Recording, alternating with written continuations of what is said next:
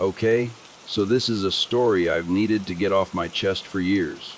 It's been gnawing at me, like a splinter you can't quite dig out.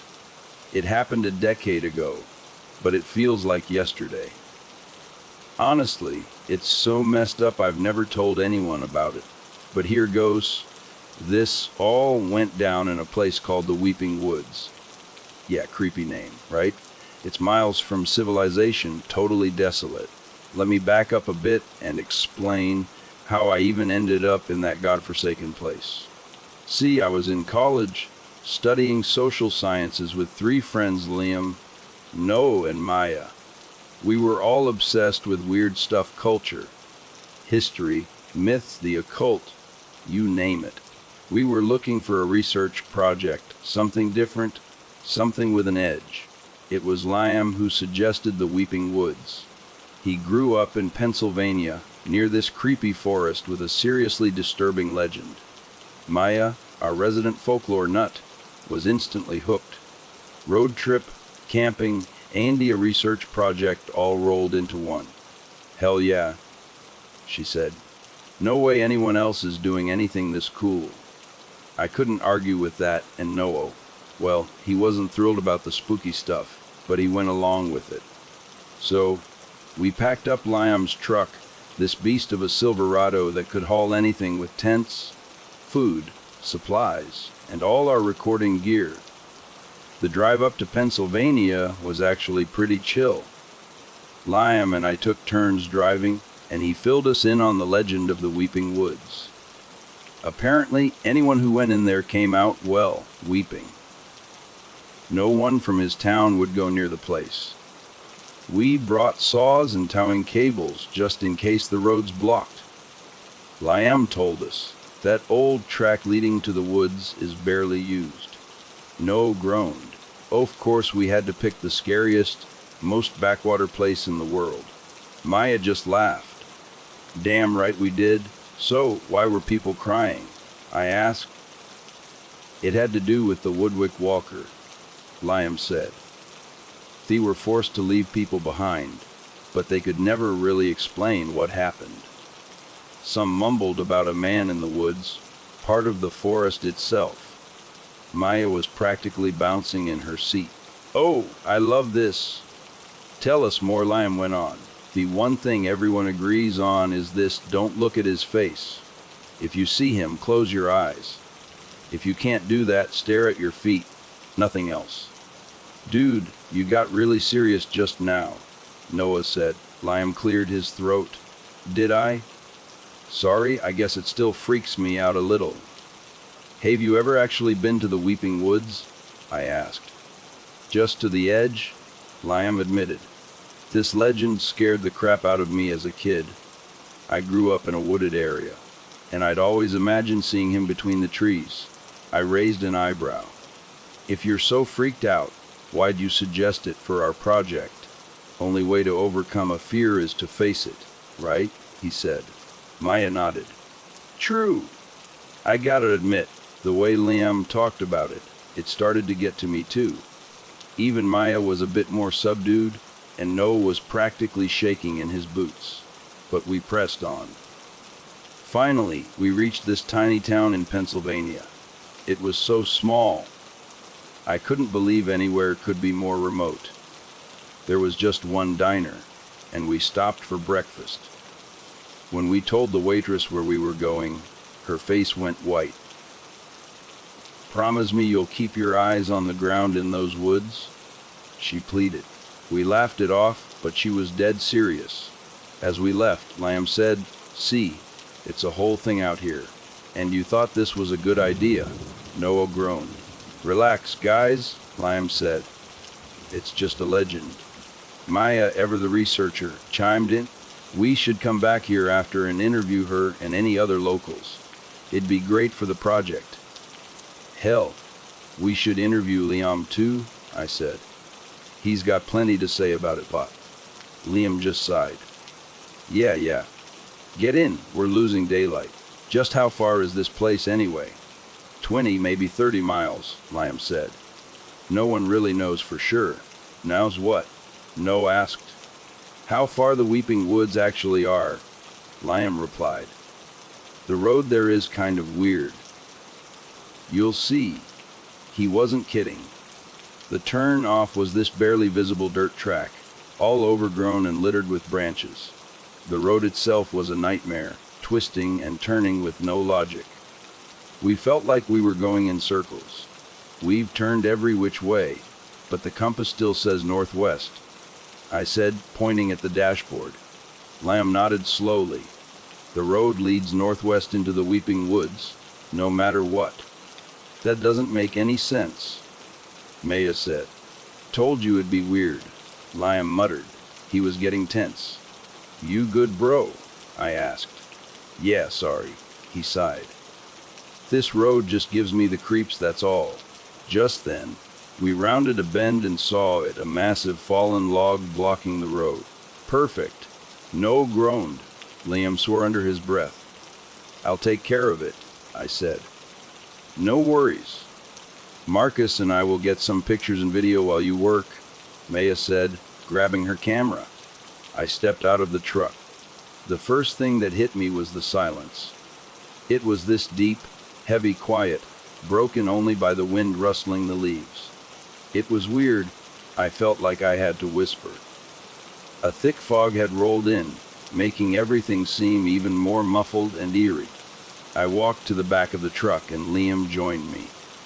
I can handle this myself, you know, I said. He shook his head. Now I'll help. It's all good. Something about the way he said it made me wish he'd stayed in the truck, but we grabbed the saws and headed for the log. It was huge, with branches tangled in the trees at the edge of the road. What do you think? I asked Liam. Cut the branches, then tow the log. He nodded, and we got to work. The sky was getting darker, even though it was barely afternoon. The noise of the saws felt wrong, like we were violating some sacred silence. It's weird how it feels like evening already, I said. Yeah, that happens, Liam replied. Nothing unusual. He stopped mid-sentence. I turned and saw a pale, thin limb disappearing behind a tree. What? Liam asked. I saw something, I stammered, but when I looked again it was gone. Just a twisted tree trunk. I must have been imagining things. You sure? Liam asked, his eyes still fixed on the woods. Yeah, it's nothing.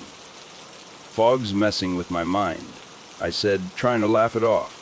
We finished cutting the log and towed it out of the way. It's dark, Maya said as we got back in the truck. Too dark, I agreed. The sky looked like night, but it was only 1 p.m. Yeah, this place is weird, I muttered. It's not too late to turn back? No, pleaded. No way, Maya snapped.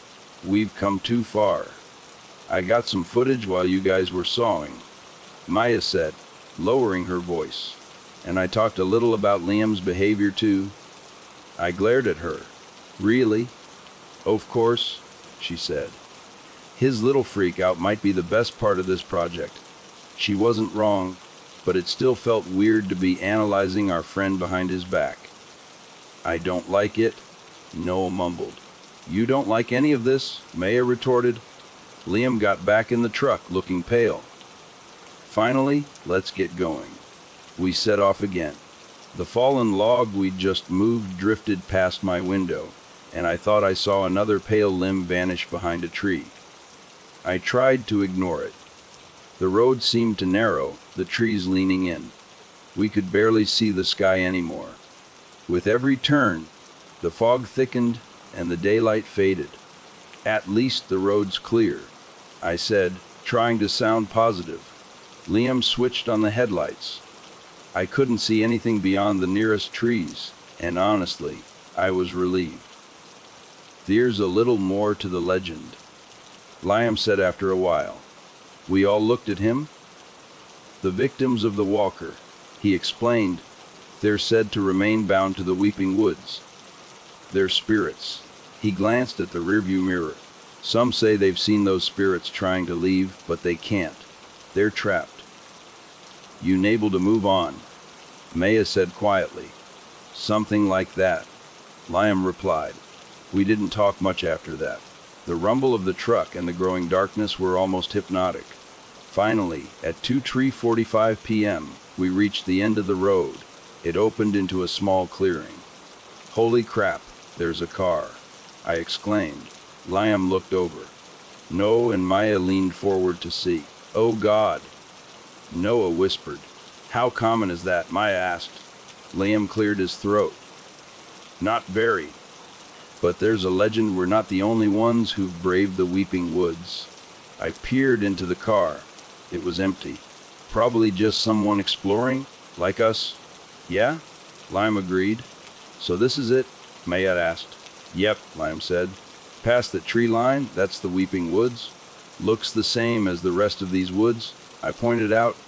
It's not, Liam insisted. Come on, let's make camp. He jumped out of the truck. No groaned. Let's just get this over with. While the others unloaded the truck, I walked over to the abandoned car. It was old, rusted, and covered in grime. I couldn't see inside. I rubbed some of the dirt off a window and peered in. Nothing unusual. Just some junk, a travel mug, a tote bag. But then I saw a slip of paper on the dashboard. I walked around to get a better look. I spat on the windshield and wiped it clean. The paper had something written on it in big bold letters. GNA Lookai I have to TL Lalien I backed away from the car. A gust of wind swept through the clearing, making the trees hiss. Guz, I called. They came over. What is it? Maya asked. Read this, I said, pointing to the note. They each took a turn reading it. Oh God, Noah whispered. Have people been known to come here to, commit suicide? Maya asked Liam. Like that forest in Japan? Liam shook his head. Not that I know of. This person seriously did not come back. Noah said, his voice trembling. He could have gotten lost, I offered. We all looked at Liam. He just shrugged. At what point do we concede that this forest is actually dangerous? Noah asked. You're an academic, Noah, Maya said. Do you really believe in the Woodwick Walker? I'm not saying that, he retorted. But legends come from somewhere, don't they? In this case, I'd say it's to justify the dangers of this cursed place. Maya scowled. How are you feeling about all this? I looked at her, then at Noah. More curious than scared at this point. Sorry, Noah, Maya said, turning to Liam. And you good with this? I want to see this through, Liam said, his voice firm. He looked back at Noah. Well, Noah groaned for what felt like the 100th time that day. All right, whatever. Let's go. We shouldered our backpacks and followed Liam into the weeping woods. I don't know what I expected when we crossed the tree line. Maybe some sudden chill, a shift in the air, something to announce that we were in the weeping woods. But it was just trees. More of the same creepy, silent trees. We hiked for about half an hour, Liam marking trees as we went so we could find our way back. How far are we going? Noah asked, sounding anxious. However far we want, I guess, Liam replied. There's nowhere specific to go. Yeah, once you're in, Maya agreed. We drove all this way, might as well make it count. No, Noah said, dropping his bags. We're stopping here. Is this spot okay? I asked Liam. Good as any? He shrugged. Fine by me, I said. Let's set up camp. It was getting pretty dark, so we had to use our flashlights.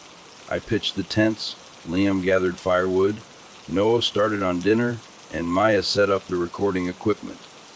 We didn't talk much. I think we were all feeling the weight of the day, the weirdness of the place. We just wanted to get settled. Liam managed to get a fire going, despite the damp wood. We set up our chairs around the fire pit, and Maya positioned the cameras and microphones like some kind of creepy audience. I checked my phone. It was 4:42 p.m.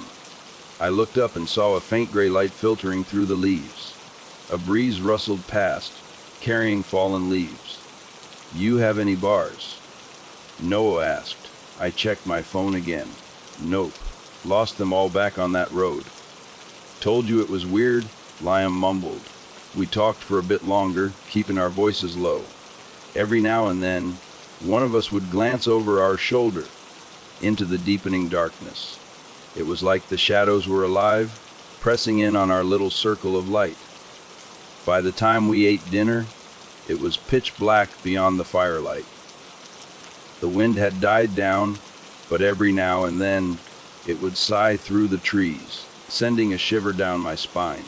"That was delicious," Maya said, finishing her stew. "Thanks, no. No problem," he replied. "It's too dark to film anything," Maya said. "I'm too early to sleep. How about some ghost stories?" I laughed. "Hell yeah!" Even Noah cracked a smile. We sat around the fire swapping cheesy stories. Surprisingly, the creepiest one came from Noah, a tale about the haunting of Little Landry. But that's a story for another time. After a couple of hours, we decided to turn in. We were exhausted, and we needed to be up early to explore. We doused the fire and crawled into our tents. Lying in my sleeping bag, I was surrounded by absolute darkness. I couldn't see a thing, not even my hand in front of my face. The only sounds were the occasional rustle from the other tents and the sighing wind. As creepy as it was, there was something comforting about being bundled up in my sleeping bag, surrounded by nature. I drifted off to sleep, but my sleep was restless, filled with nightmares I couldn't quite remember. Then I woke up to the sound of creaking wood. It was a slow, drawn-out creaking, like something heavy was moving through the trees. It seemed to be coming from all directions. I sat up, heart pounding. Was it just the wind, or was it something else? I thought about calling out to my friends, but I was too scared. Images flashed through my mind, grotesque shapes moving in the darkness. Then I heard Liam's voice, a terrified whisper. "He's here. Stay in your tents. Don't look at him." A chill ran down my spine. I squeezed my eyes shut. The creaking got closer. I heard someone moving in one of the other tents. Who the hell was making noise? Didn't they know? The whispering and the creaking got louder, almost like words. Then, a blinding light flashed on. I opened my eyes and saw Liam standing outside, his flashlight beam cutting through the darkness. "Liam!" I gasped. "What are you doing?" "Quiet!" he hissed. "Close your eyes and be quiet." "I'm fine." But his voice sounded anything but fine. I closed my eyes again, my heart pounding. The creaking was right outside my tent now. I could hear Liam's ragged breathing, the hint of a whimper.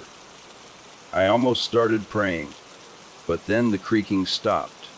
Just like that, it was gone. A breeze swept through the campsite, and the oppressive presence vanished. I opened my eyes and saw Liam's flashlight lying on the ground. But Liam was gone. I scrambled out of my tent. "Liam!" I shouted. Maya was emerging from her tent, her eyes wide. "He's gone," she whispered. Noah poked his head out, his face pale. "Liam?" he called. "He's gone," I yelled. I picked up Liam's flashlight and swung it around, but there was nothing. Just trees and darkness. I pointed the light at the ground where he had been standing.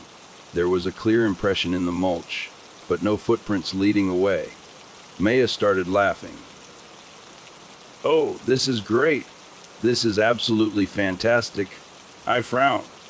"What are you talking about?" "It's a prank, of course," she said. "Liam's got us good." I tried to think. Maybe she was right.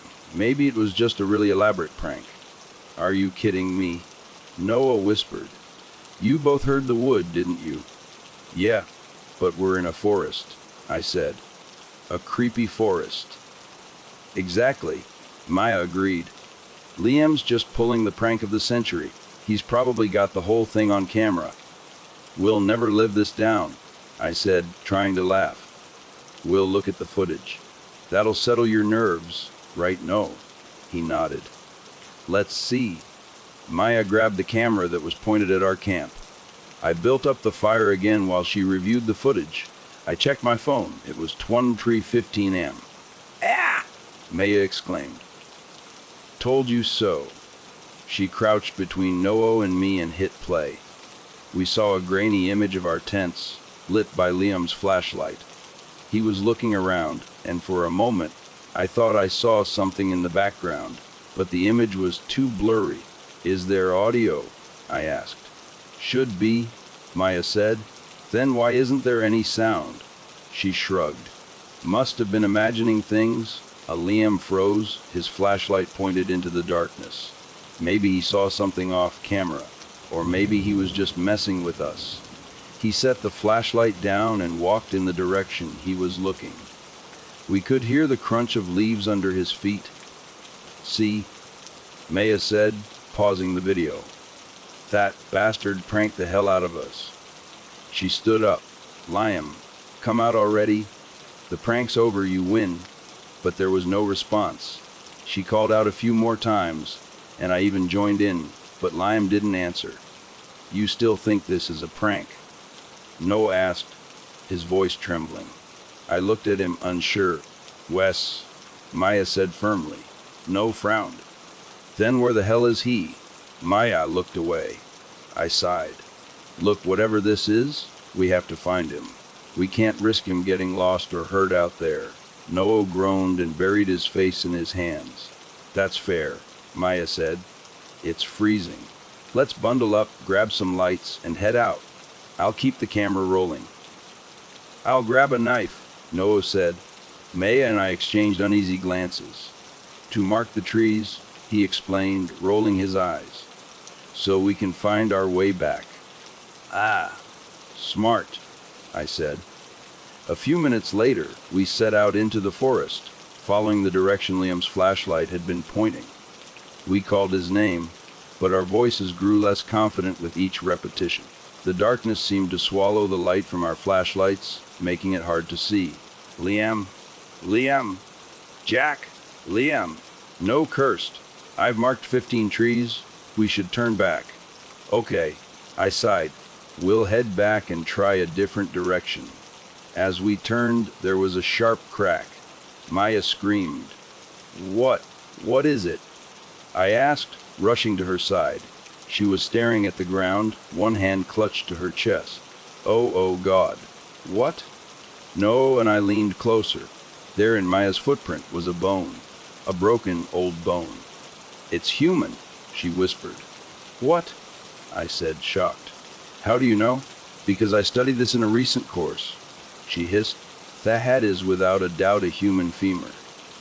I grimaced and brushed away the mulch with my boot, revealing more of the skeleton. You don't think it. No trailed off, his eyes wide with fear. You mean? I looked at the skeleton. No. Definitely not. These bones are old. Maybe it's the guy from the car, Maya suggested. Maybe, I murmured, uncovering more of the corpse. Soon, we were looking at a full human skeleton. The arms were folded over the rib cage, and clutched in the skeletal hands was a bundle of sticks. Jesus Christ, Maya muttered, still filming. Let's get back to camp. A sense of dread washed over me. We hurried back, Noah leading the way, following his markings on the trees. Maya was unusually quiet, her face pale. Back at camp, Noah immediately started gathering wood for a new fire. Maya paced back and forth, while I fidgeted, unable to relax. We'll need to head out again, I said. Liam's still out there. Where would we even look? Maya asked. Don't know, anywhere. I shone my flashlight in the opposite direction from where Liam had disappeared. Then I gasped. I saw a pair of legs sticking out from behind a tree. Liam's legs. My heart leaped. I ran towards him, calling his name. I rounded the tree and there he was, alive, seemingly unharmed. Liam, I cried, kneeling beside him. But he didn't respond. He just stared blankly upwards, his arms folded across his chest. his hands clutching a bundle of sticks. "Liam," Maya called. "Are you all right? What's wrong with him?" Noah whispered. Liam didn't move, didn't even blink. "This must be part of the prank," Maya muttered. I glared at her. "Weren't you worried just now?" She looked confused. None of us were thinking straight. "We have to get out of here," Noah said, his voice shaking. "But the project," Maya started. "Look," I said, "we'll come back for the equipment. Maybe we'll even continue with the project. But right now, we need to get Liam some help. He's not okay." "How do we get him back to the truck?" Noah asked. Liam was a big guy. There was no way we could carry him. "We'll take an arm each and drag him," I said. "Maya, you guide us. Take Liam's flashlight, the brightest one, and look for his markings." Maya, for once, did as she was told. She even set down the camera. We set off, Noah and I groaning as we pulled Liam through the undergrowth. We were facing away from Maya, so we had to rely on her to guide us. The darkness felt heavier now, like it was closing in. Then, Noah yelled. I looked over and saw a tall, thin figure with pale skin and unnaturally long limbs. It was standing just beyond the reach of our lights, its twisted mouth open in a silent scream. It raised a long, bony arm towards us. "No," and I screamed and started running, dragging Liam with us. What happened?" Maya gasped, shining the flashlight in our faces. "There's something out there." No shrieked. "Run." Was it the Woodwick Walker? I didn't know, but the fact that we had both looked at it and were still alive suggested maybe not. We scrambled through the woods, expecting to see the creature at any moment. Suddenly, the wind stopped. The rustling leaves, the creaking branches, all fell silent. We froze. I felt a chill run down my spine. No, and I exchanged terrified glances. Then we heard it, the creaking wood. "Don't look at him," I hissed. No squeezed his eyes shut. I looked down at Liam. He was still staring blankly upwards. I clapped my hands over his eyes, then closed my own. The whispering and the creaking grew louder. I strained to understand the words, but I couldn't. Then Maya spoke. "Oh, this is ridiculous. I'm not playing this stupid game anymore." "Maya, quiet," I whispered. She laughed. "Look at you two, with your eyes closed, you're grown men. Give me a break. There's nothing." She stopped abruptly. Her breathing quickened. I heard a thud. She had dropped the flashlight. Then, silence. I opened my eyes. Maya was gone. She's gone. Noah whispered, his voice barely audible. I nodded, my throat tight. She's gone. We stood there for a moment, the silence pressing in on us. The darkness seemed to have deepened, the trees looming over us like silent predators. I felt a wave of despair wash over me. We had lost Liam, and now Maya. We were alone in this godforsaken forest, with something terrifying lurking in the shadows. "We have to get out of here," Noah said, his voice shaking. "No." I nodded, my mind racing. We had to get back to the truck, but how? We were miles from the clearing, and the forest was a maze in the darkness. We couldn't even see the markings Liam had made on the trees. "We need a light," I said, my voice hoarse. "Liam's flashlight is gone."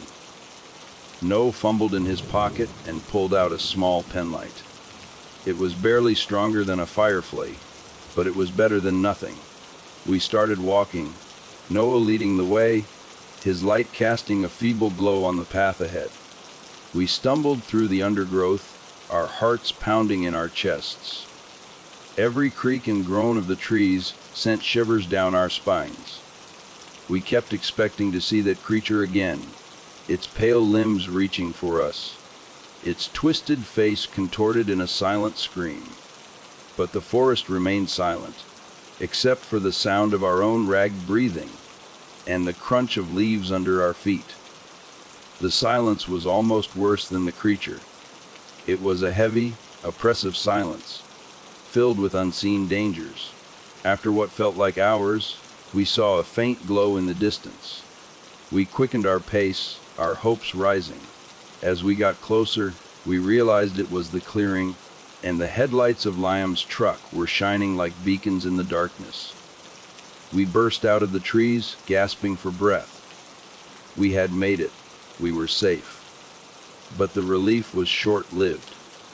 As we approached the truck, we saw Liam and Maya lying in the back.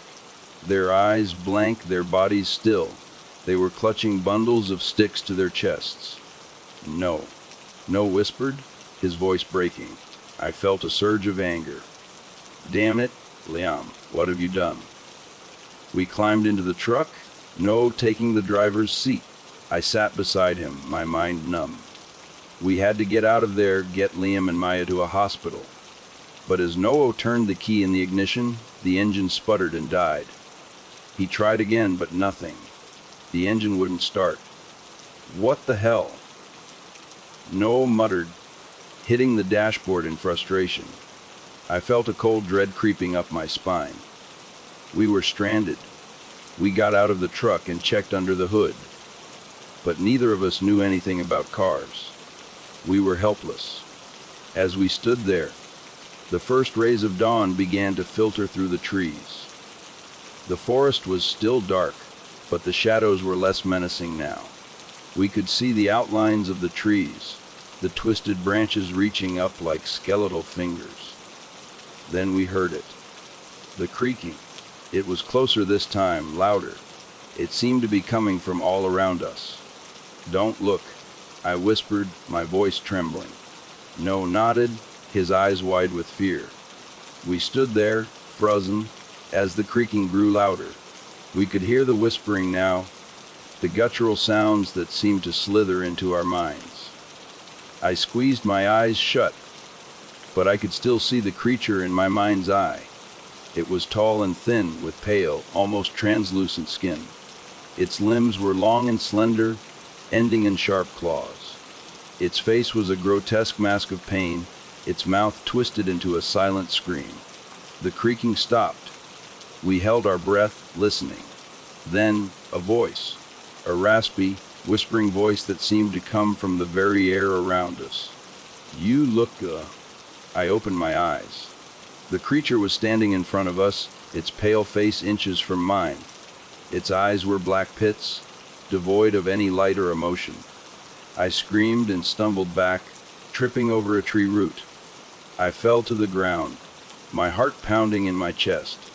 The creature leaned over me, its face contorted in a horrifying grin. Its breath was cold and fetid, like the smell of decay. You looked, it whispered again, its voice a chilling rasp. I closed my eyes, waiting for the end. But it never came. I opened my eyes cautiously. The creature was gone. I scrambled to my feet, my legs shaking. Noah was standing beside me, his face pale. It's gone, he whispered. We looked around, but there was no sign of the creature. The forest was silent again, the only sound the gentle rustling of leaves in the morning breeze. We ran to the truck and piled in. This time, the engine started without a hitch. We sped away from the clearing, not stopping until we reached the highway. We never looked back. We never spoke about what happened in the Weeping Woods. We just tried to forget. But we couldn't. The nightmares continued. The creaking wood, the whispering voices, the pale, a faceless creature. It haunted our dreams, a constant reminder of the horror we had witnessed. Liam and Maya remained in a catatonic state, their minds trapped in the Weeping Woods. Noah and I tried to move on, but the experience had changed us. We were no longer the carefree students we had been before. We were haunted, broken, and we knew that the Weeping Woods would never let us go.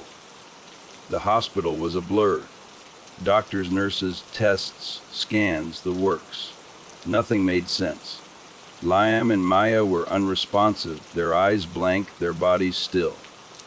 The doctors called it catatonia, said they might snap out of it, might not.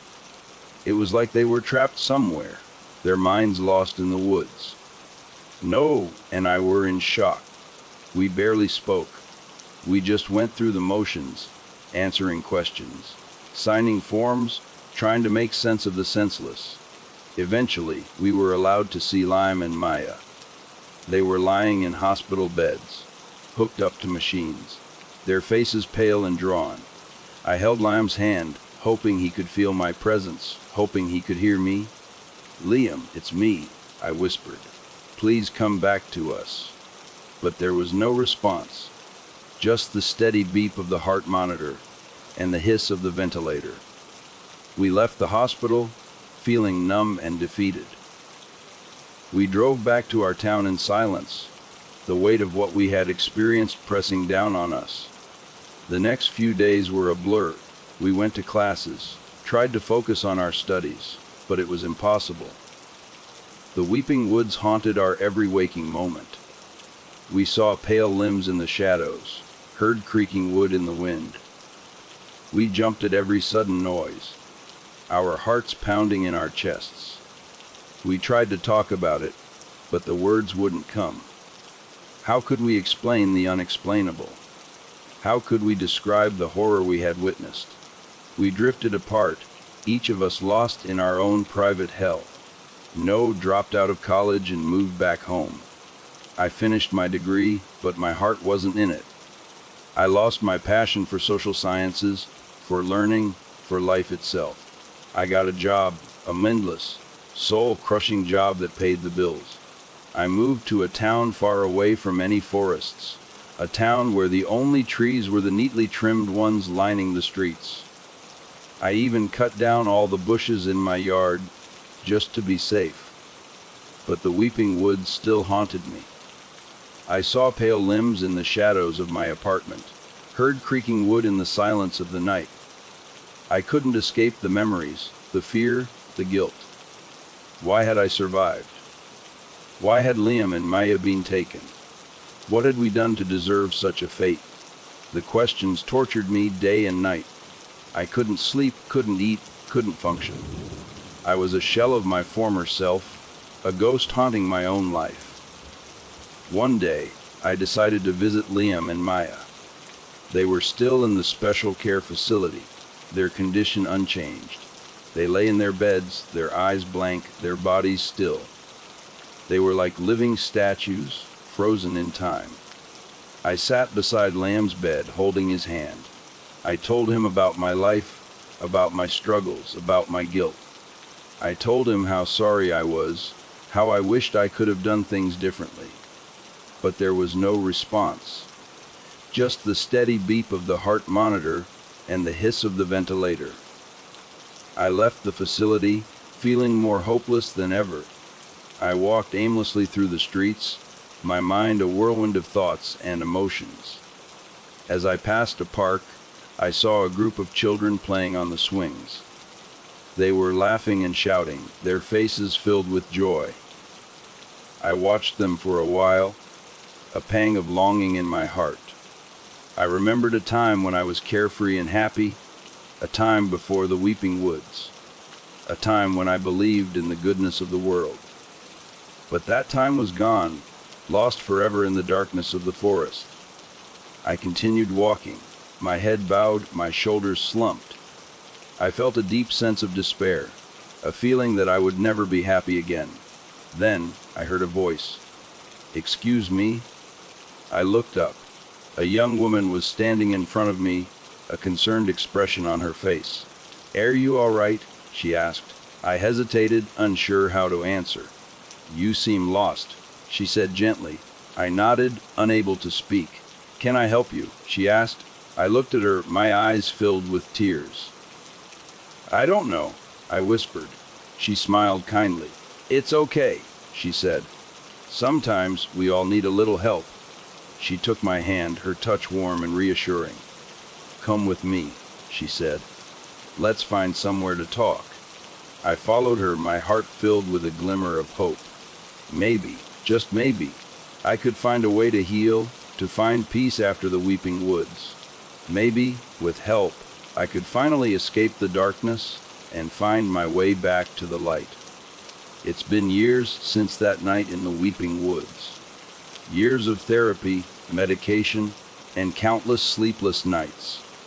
The nightmares have faded, but the memories remain, sharp and clear as ever. Liam and Maya are still in that facility. I visit them every now and then, hoping for a miracle, but they remain unchanged, lost in their own silent worlds, clutching their bundles of sticks. No, and I reconnected a few years ago. It was awkward at first, the unspoken trauma hanging heavy between us. But we talked, slowly and carefully, sharing our experiences, our fears, our guilt. It helped knowing we weren't alone. We both still struggle with what happened. The fear of the dark, the aversion to forests, the constant vigilance for anything out of the ordinary. But we're coping, finding ways to live with the scars. I still think about that night often. I think about the choices we made, the things we could have done differently. I think about Liam, Maya, and Tina, their lives forever altered by that cursed place. But I also think about the kindness of strangers, the hope that flickered in the darkness. I think about the young woman in the park, her gentle smile, her offer of help, and I realize that even in the face of unimaginable horror, there is still light to be found. There is still hope for healing, for finding peace, for living a life worth living. The Weeping Woods may have taken a part of me, but it didn't take all of me. I'm still here, still fighting, still searching for my way back to the light. And I know, deep down, that I will find it.